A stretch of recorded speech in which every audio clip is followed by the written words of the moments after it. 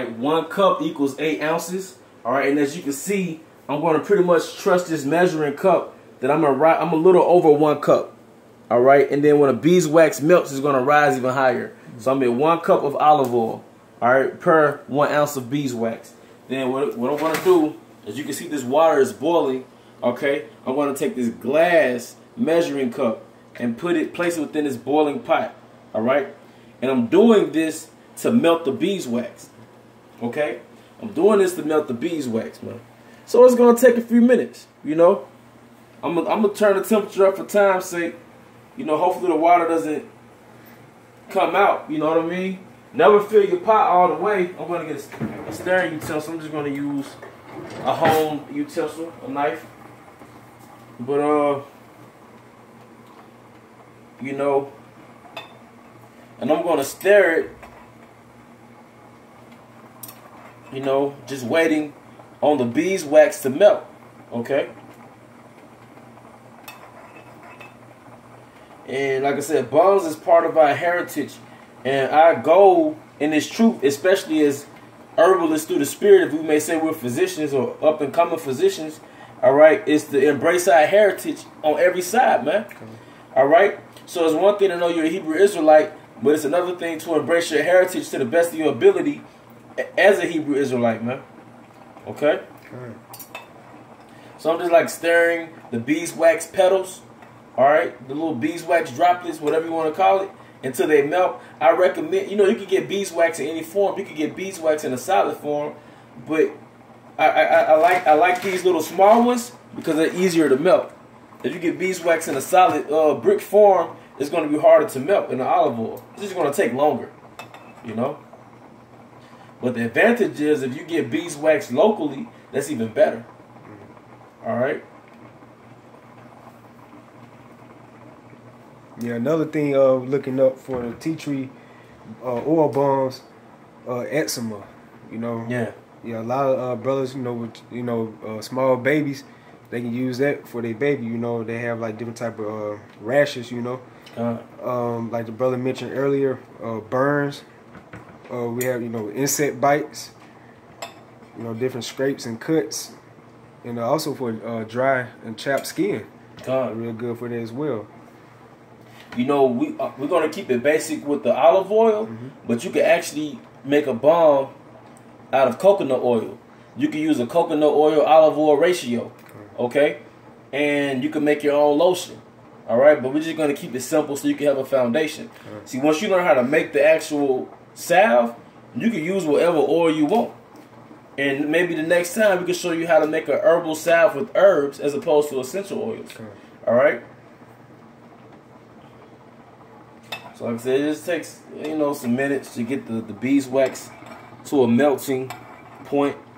Does it show the percentage on the phone? Okay, it doesn't show the percentage. But we should be good. We'll just go to it, you know. So if you pan the camera on it, this is how the beeswax petals look. All right, pastils, that's how you pronounce it. Beeswax pastils. Okay, they're dissolving in the olive oil slowly. All right, but I have the water at boiling temperature. You know. All right. Be careful. Use all safety measures, okay? If you're young and you don't have permission to be around the stove, you know, ask your mom to watch the video, ask your dad to watch the video so they can do it, right? Okay? Don't leave this type of stuff unattended, you know.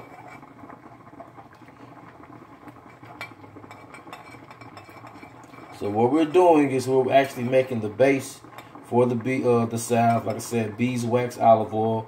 The beeswax is gonna give the salve its consistency, which is gonna be something that is pretty solid, but you can easily stick your finger in it and rub it on you like a paste.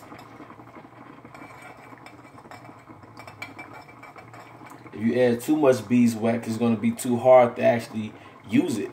It's gonna be like a brick or like clay. You don't want it like clay.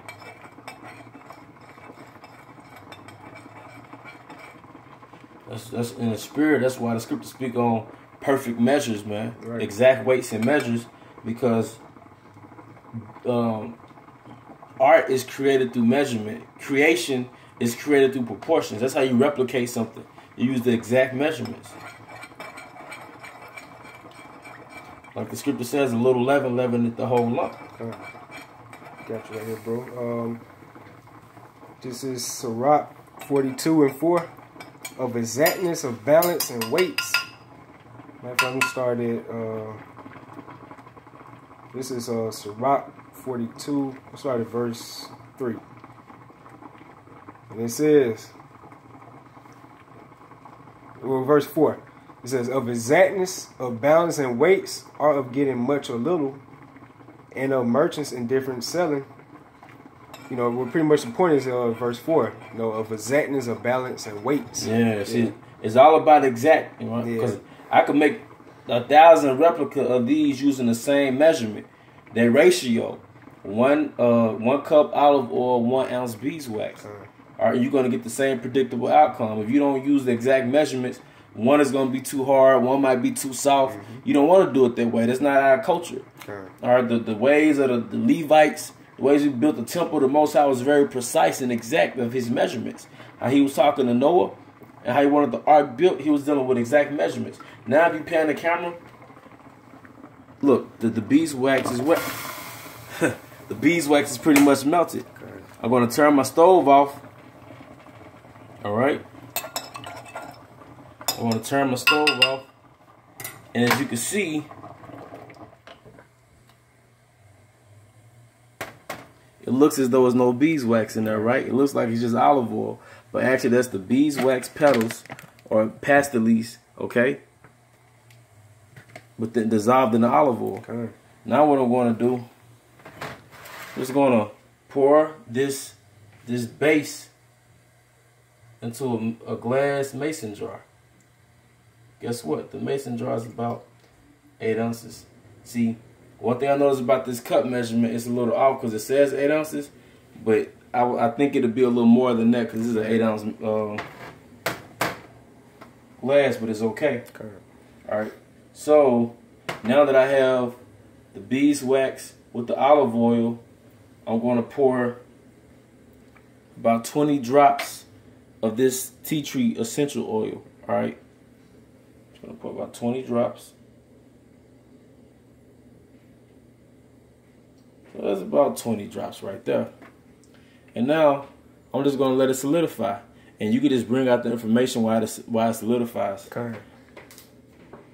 And while the brother mentioned there about the tea tree oil is another, or the tea tree balm, this another hidden type of salve that pretty much the world don't know about. As you see right here, National News, it says Indian black salve, the magical cancer cure. And just going over the article, it pretty much named pretty much the same type of health benefits that the tea tree oil or the tea tree salve has. And another thing right here you can see, it says, if you have never heard of Indian black salve, it's probably because the U.S. Food and Drug Administration, FDA, does not recognize it as an official cancer treatment. You know, and anytime the USDA doesn't recognize something, there's a good chance that it's actually beneficial. That's right. All right, because Esau doesn't want you to benefit off the planet Earth. That's right. All right. You gotta notice, like, this so-called white man, he's the devil for a reason. Why the scriptures say that he's a deceiver. So if he tell you go one way, you better try to go the other way. You know, because you got to think, man. Esau's selling you opioids. Esau's selling you cigarettes, but he's telling you look out for this flower. You know. Okay. And also, I looked up the picture for the Indian black salve, and one of the main ingredients is called bloodroot. That's the plant right there for it. And for you brothers can see, you get a chance, look there, called bloodroot plant. And it's mostly around in North America, if I'm not mistaken. So that just to show you how important these salves are. And you look up that word salve in the, or balm in the Hebrew, it goes into medicine, you know. So our people, they knew that these different salves or balms were like healing medicines for our people. And just prove that is Jeremiah 6:16. Thus said the Lord, stand ye in the ways and see, and ask for the old paths, where is the good way, and walk therein, and you shall find rest for your souls. But they said, we will not walk therein. Right. So, yeah, just saying, you know, our people, It's time to come back into your heritage. You're gonna come to your heritage as an Israelite, coming to the ways that we used to do, like taking herbs, different medicines, these salves and bombs. That's part of staying on the Lord. We're depending on the lifestyle that Yahweh Shai has given to His people, man. That's right. Right. Okay. And what we're gonna do? You had some more information you're gonna bring up? Yeah, you go ahead, bro. Because what we're gonna do, we're just gonna pause it, and then we're gonna come back when the salve solidifies. All right. Till next time, shalom. Shalom.